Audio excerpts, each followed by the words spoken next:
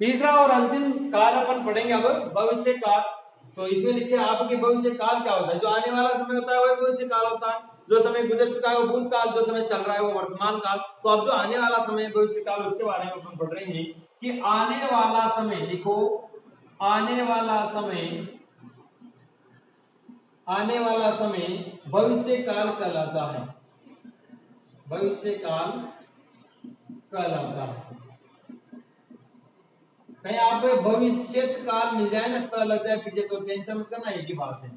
आने वाला समय भविष्य काल कहलाता है। इसके तीन भेद होते हैं, इसके तीन भेद होते हैं। कौन कौन से होते हैं।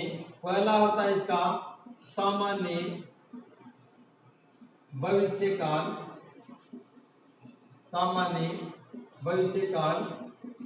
इसका दूसरा भेद होता है सातत्य बोधक भविष्य काल, सातत्य बोधक भविष्य काल। तीसरा इसका भेद होता है, तीसरा है संभाव्य भविष्य काल, संभाव्य भविष्य काल। ठीक है, तो कितने भेद होते हैं इसके, तीन भेद होते हैं कि आने वाला समय भविष्य काल कहलाता है। इसके तीन भेद होते हैं, सामान्य भविष्य काल, सातत्य बोधक भविष्य काल और संभाव्य। तो आप याद करो, सामान्य सा से सामान्य, सा से सातत्य और स से संभाव्य, तीन बार स आएंगे इसमें, सामान्य सातत्य संभाव्य। ठीक है, ये इसके भेद होते हैं। इसमें आप पहला भेद लिखे अब आप इसका सामान्य भविष्य काल। पहला भेद पढ़ेंगे हम, नंबर 1 सामान्य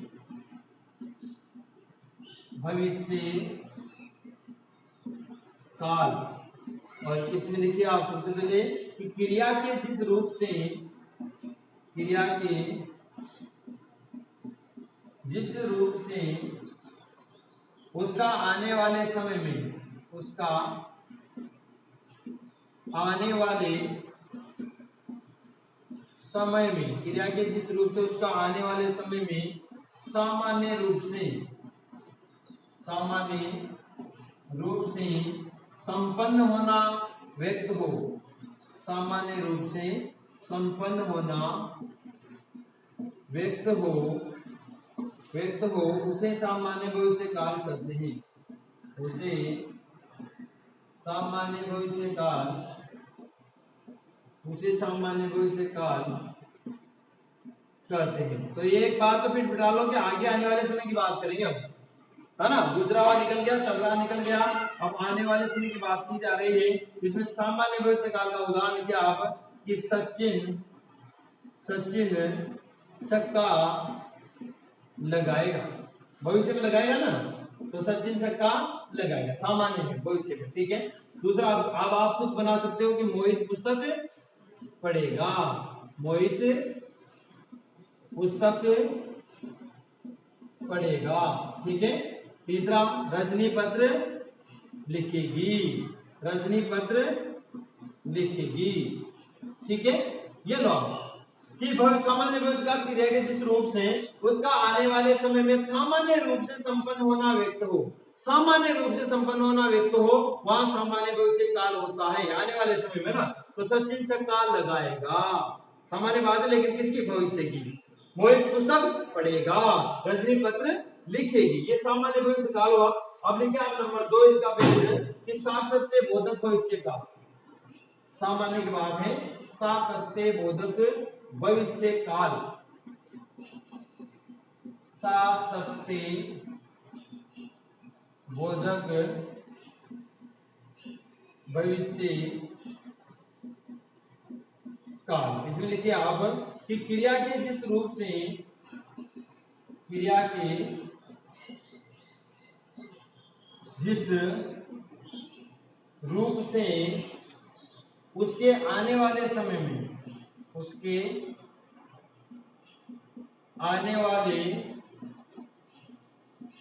समय में लगातार होते रहने, लगातार होते रहने का बोध हो, लगातार होते रहने का बोध हो, उसे सातत्य बोधक, उसे सातत्य बोधक भविष्य काल कहते हैं। टेंस पढ़ा आपने, उसमें जब कंटिन्यूस वाला टेंस है ये वही है, लगातार जब भी आ जाए तो समझ लो कंटिन्यू की बात की जा रही है। जैसे इसमें देखिए आप कि सचिन छक्के लगातार रहेगा, सचिन छक्के लगातार रहेगा। दूसरा लिखिए आप मोहित पुस्तक, बताओ क्या बनेगा, मोहित पुस्तक शाबाश पढ़ता रहेगा, लगातार काम करता रहेगा भविष्य में। और रजनी क्या करेगी, रजनी पत्र लिखती रहेगी, शाबाश लिखती रहेगी। ये है भविष्य काल में सातत्य बोधक यानी कि निरंतर, सातत्य बोधक यानी कि निरंतर लगातार भविष्य काल की क्रिया की जिस रूप से उसके आने वाले समय में, आने वाला समय क्या होता है, भविष्य काल होता है। आने वाले समय में और क्या लगातार होते रहने का बोध हो उसे सातत्य बोधक भविष्य काल कहते हैं। जैसे सचिन छक्के लगातार रहेगा, लगातार रहेगा है ना भविष्य में भी। मोहित पुस्तक पढ़ता रहेगा, रजनी तैयारी करती रहेगी, दीपक तैयारी करती रहेगी, माँ खाना बनाती रहेगी, श्याम दूध पीता रहेगा, मोहन रोटी खाता रहेगा। हाँ कुछ भी बना सकते हो आप। दीपा सोती रहेगी, सोती रहेगी, समीना लगातार है ना। और रजनी पत्र लिखती रहेगी, हाँ दीपा तैयारी करती रहेगी, रजंता तैयारी करती रहेगी। हाँ जब तक नौकरी नहीं लगता वो करते रहोगे, यानी कि भविष्य में आपका काम लगातार जारी रहेगा। तो उसे कौन सा काल कहते हैं, सातत्य बोधक भविष्य काल। तीसरा लास्ट पेज लिख लीजिए आप इसका, जिसमें अपने काल टॉपिक कंप्लीट हो जाएगा आपके संभाव्य भविष्य काल। देखिए संभाव्य भविष्य काल बहुत सिंपल है ये तो। देखिए इसमें कि क्रिया के जिस रूप से, क्रिया के जिस रूप से उसके आने वाले समय में, उसके आने वाले समय में होने का, संपन्न होने का, आने वाले समय में संपन्न होने का अनुमान प्रकट हो, का अनुमान प्रकट हो, का अनुमान प्रकट हो, अथवा संभावना व्यक्त हो, अथवा संभावना व्यक्त हो, उससे संभाव्य भविष्य, संभावना व्यक्त हो तो वह संभाव्य भविष्य काल कहलाता है।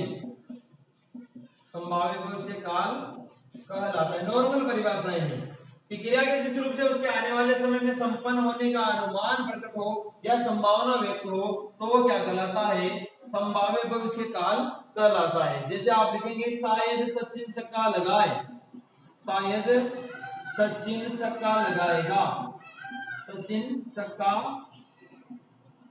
लगाएगा, शायद सचिन छक्का लगाएगा, शायद आ गया ना।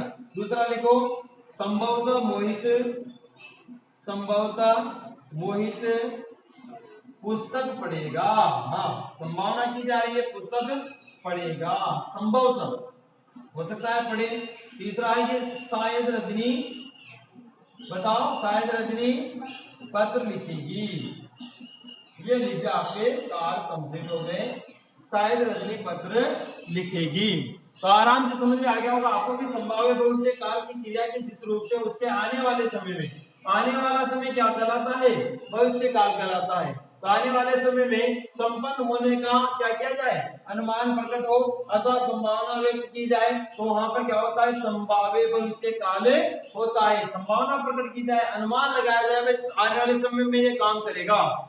शायद सचिन छक्का लगाएगा, अपन क्रिकेट देख रहे हैं, अपन सोचे शायद यार सचिन छक्का लगाएगा आगे जाकर, तो आगे भविष्य में बात की ना, लेकिन उसकी क्या करें अपन ने, संभावना, शायद कंफर्म नहीं का भी लगाएगा ऐसे शायद। संभवतः मोहित पुस्तक पढ़ेगा, संभवतः संभव है हो सकता है मोहित पुस्तक पढ़े, यहाँ पे अपन ने आशंकाएं लगाई, अनुमान ही लगाया। शायद रजनी पत्र लिखेगी, हो सकता है रजनी पत्र लिखेगी आगे जाकर, लेकिन अपन ये थोड़ा रजनी पत्र लिखेगी नहीं, शायद रजनी पत्र लिखेगी। तो ये इस प्रकार के जो लग जाते हैं सब, वहां पर कौन सा काल होता है, संभावित भविष्य काल। देखो पढ़ेगा, लगाएगा, लिखेगा, रजनता नौकरी लगेगी, शायद रजनता नौकरी लगेगी, आ गया ना। तो अब लगेगी आगे जाकर भविष्य में, लेकिन शायद, तो इसमें संभावना व्यक्त की जा रही है, ठीक है। तो ये अपन ने तीनों काल पूरे कर रहे हैं, भूतकाल, भविष्य काल और वर्तमान काल, ठीक है। धन्यवाद।